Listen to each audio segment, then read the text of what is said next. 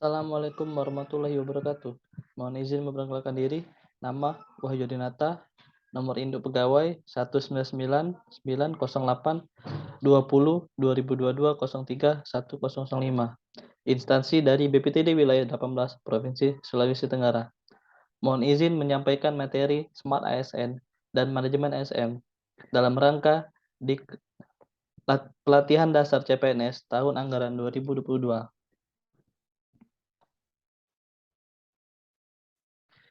Manajemen ASN. Manajemen ASN adalah pengelolaan ASN untuk menghasilkan pegawai ASN yang profesional, memiliki nilai dasar, etika profesi, bebas dari intervensi politik, serta bersih dari praktik KKN. Yang berikutnya yaitu mengenai kondisi manajemen ASN. Bisa kita lihat pada saat ini, kondisi pengelolaan manajemen ASN belum sepenuhnya maksimal, yang mana dapat dilihat yaitu pelayanan sektor publik belum sepenuhnya berkualitas dan memuaskan publik. Sementara yang diharapkan dalam pengelolaan manajemen ASN saat ini adalah pelayanan di sektor publik sudah sangat berkualitas dan sesuai dengan apa yang diinginkan oleh publik atau masyarakat pada umumnya. Mengenai kedudukan ASN, ASN pada saat ini terbagi menjadi dua, yaitu aparatur sipil negara dan P3K. Perbedaannya terletak pada aparatur sipil negara adalah pegawai pegawai ASN yang secara tetap diangkat oleh pejabat pembina kepegawaian untuk menduduki jabatan pemerintahan dan memiliki nomor induk pegawai secara nasional. Sedangkan P3K adalah warga negara Indonesia yang memenuhi syarat tertentu, diangkat berdasarkan perjanjian kerja dalam jangka waktu tertentu dalam rangka melaksanakan tugas pemerintahan sesuai dengan kebutuhan instansi pemerintahan serta peraturan perundang-undangan. Yang berikutnya yaitu fungsi dan tugas daripada aparatur sipil negara. Yang pertama yaitu pelaksana kebijakan publik. Dalam hal ini, melaksanakan kebijakan yang dibuat oleh pejabat pembina kepegawaian yang sesuai dengan peraturan perundang-undangan. Yang berikutnya yaitu pelayan publik. Sudah tentu ASN adalah seorang pelayan publik yang bertugas untuk memberikan pelayanan publik yang profesional dan berkualitas sehingga dapat memenuhi apapun keinginan masyarakat dalam rangka untuk mencapai pelayanan publik yang optimal. Yang berikutnya itu adalah perekat dan pemersatu bangsa, yaitu mempererat persatuan dan kesatuan negara Republik Indonesia. Yang dalam hal ini adalah para ASN yang tersebar dari Sabang sampai Merauke haruslah menjadi salah satu poin yang merekatkan dan mempersatukan bangsa Indonesia menjadi satu bangsa yang satu. Yang berikutnya itu mengenai hak dari aparatur sipil negara dan P3K. Yang pertama yaitu tentunya para aparatur sipil negara memiliki hak untuk mendapatkan gaji, mendapatkan cuti, mendapatkan tunjangan, baik itu tunjangan kinerja maupun tunjangan jabatan. Yang selanjutnya itu para ASN juga akan mendapatkan perlindungan. Baik dalam hal ini adalah perlindungan dalam segi kesehatan maupun perlindungan keamanan dalam melaksanakan tugasnya sehari-hari. Selain itu juga, para ASN juga memiliki hak untuk mendapatkan pengembangan kompetensi. Yang dalam hal ini adalah untuk semakin meningkatkan kemampuan dari ASN tersebut dan pada akhirnya juga akan meningkatkan kualitas pelayanan yang diberikan ASN kepada aparatur sipil negara. Yang berikutnya yaitu hak yang hanya dimiliki oleh aparatur sipil negara dan tidak dimiliki oleh pegawai pemerintah dengan perjanjian kerja atau P3K, yaitu hak untuk mendapatkan jaminan hari tua atau jaminan pensiun. Berikutnya yaitu adalah kode etik dan perilaku aparatur sipil negara. Yang pertama tentunya adalah melaksanakan tugas dengan jujur, bertanggung jawab, dan berintegritas tinggi. Tentunya sebagai aparatur sipil negara dalam menjalankan setiap tugas yang diberikan haruslah dengan sikap yang jujur, yang mana dalam hal ini tidak akan memberikan suatu informasi yang palsu kepada pengguna jasa ataupun kepada pimpinan. Selanjutnya itu bertanggung jawab. Tentunya seorang aparatur sipil negara harus dapat bertanggung jawab terhadap tugas yang diberikan kepada dirinya. Berikutnya yaitu melaksanakan tugasnya dengan cermat dan disiplin. Yang selanjutnya itu melayani dengan hormat, sopan, dan tanpa tekanan. Tentunya dalam hal pelaksanaan tugasnya, para ASN haruslah melayani masyarakat dengan hormat serta sopan, tidak membeda-bedakan masyarakat tersebut dari kelas masyarakat yang mana, dari suku mana, dari asal-usul yang mana.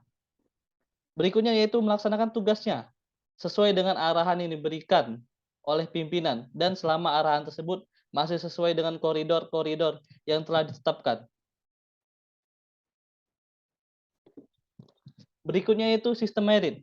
Sistem merit dilatar belakangi oleh beberapa hal. Yang pertama yaitu adanya praktik spoil system dan inkompetensi dalam sistem rekrutmen dan seleksi pegawai. Berikutnya itu adalah perlu adanya keterkaitan antara pengelolaan SDM dan tujuan organisasi yang ingin dicapai. Berikutnya yaitu tingkat disiplin, etos kerja, dan budaya kerja ASN yang masih sangat rendah. Seperti halnya masih banyak ASN yang terlambat datang ke kantor, tidak memiliki sikap etos kerja yang tinggi, serta memiliki budaya kerja yang buruk. Berikutnya yaitu struktur kepegawaian yang kualitas, kuantitas, dan distribusi yang belum ideal.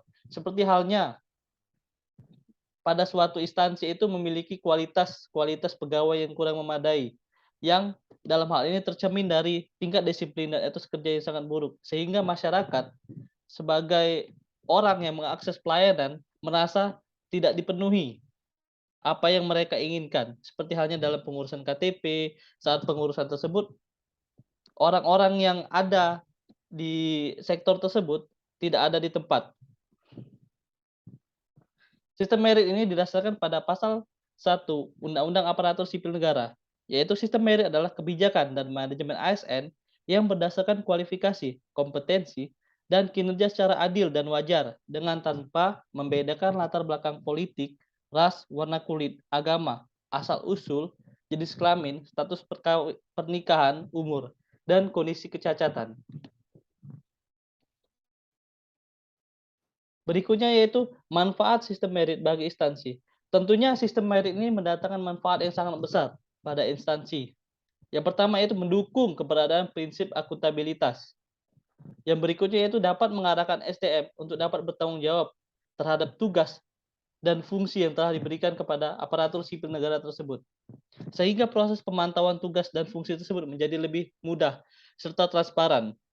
Berikutnya yaitu instansi pemerintah mendapatkan pegawai yang tepat dan berintegrasi. Yang dalam hal ini pada pada zaman dulu itu ASN tersebut masih ada yang tidak tepat.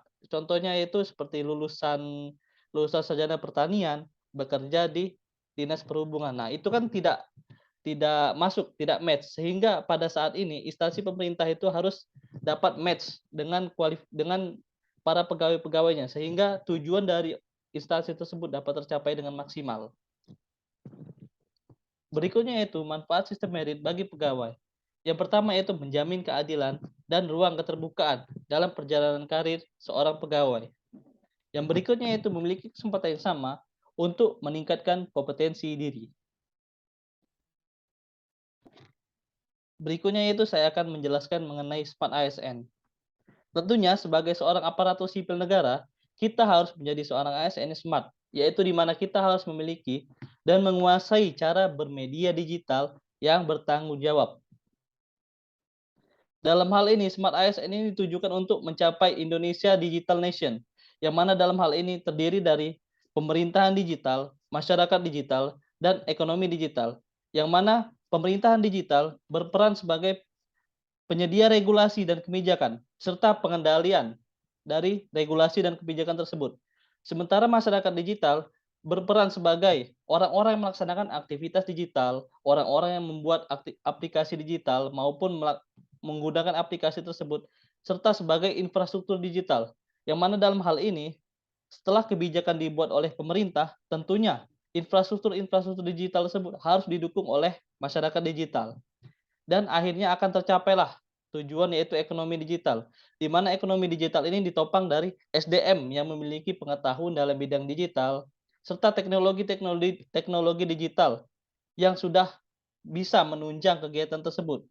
Dan pada akhirnya, untuk pengembangannya itu menggunakan riset dan inovasi yang lebih baik. Berikutnya yaitu literasi digital.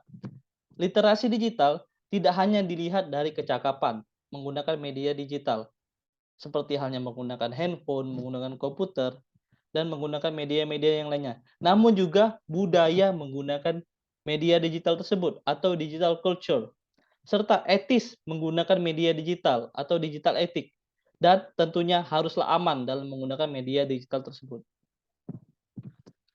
Berikutnya yaitu mengenai kerangka literasi digital. Kerangka literasi digital terbagi menjadi 4. Yang pertama yaitu digital skill, yaitu kemampuan untuk mengetahui, memahami, dan menggunakan perangkat keras dan piranti lunak TIK secara sistem operasi digital dalam kehidupan sehari-hari. Contohnya yaitu seperti memanfaatkan media-media seperti komputer, laptop, handphone dalam rangka untuk menunjang kegiatan kita sehari-hari. Sehingga proses pelayanan yang diberikan bisa mampu untuk ditingkatkan serta menjadi lebih baik. Yang berikutnya yaitu digital culture, yaitu kemampuan membaca, menguraikan, membiasakan, memeriksa, dan membangun wawasan digital. Nilai Pancasila dan Bhinneka Tunggal Ika dalam keseharian dan digitalisasi kebudayaan melalui pemanfaatan teknologi informasi. Berikutnya itu digital ethics, yaitu kemampuan menyadari, mencontohkan, menyesuaikan diri, merasionalkan, mempertimbangkan, dan mengembangkan tata kelola etika digital dalam kehidupan kita sehari-hari. Dan yang terakhir adalah digital safety, yaitu kemampuan untuk mengenali, mempolakan, menerapkan, menganalisis, menimbang, dan meningkatkan kesadaran perlindungan data pribadi dan keamanan digital dalam kehidupan sehari-hari.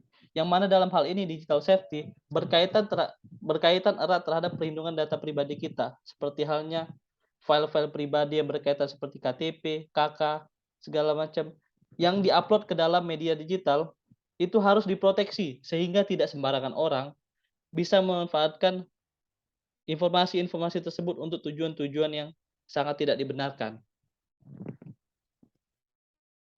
Berikutnya yaitu implementasi literasi digital. Setelah kita memahami kerangka dari literasi digital ini, berikutnya kita adalah mengimplementasikan kerangka tersebut ke dalam kehidupan kesehari-hari. Seperti pada saat penggunaan perangkat pendukung media digital dengan bijaksana, yaitu yaitu tidak setiap saat menggunakan media digital, melainkan harus digunakan secara bijaksana sesuai dengan koridor-koridornya. Yang berikutnya yaitu menjaga etika dalam menggunakan media digital seperti tidak menyebarkan hoax, memberikan ujaran kebencian dan sebagainya. Berikutnya yaitu mampu menjaga keamanan data pribadi yang dalam hal ini berkaitan dengan data-data pribadi pengguna tersebut yang harus mampu untuk dilindungi agar tidak digunakan oleh pihak-pihak yang tidak bertanggung jawab. Berikutnya yaitu mampu memanfaatkan media digital sebagai alat bantu dalam kegiatan-kegiatan yang bermanfaat.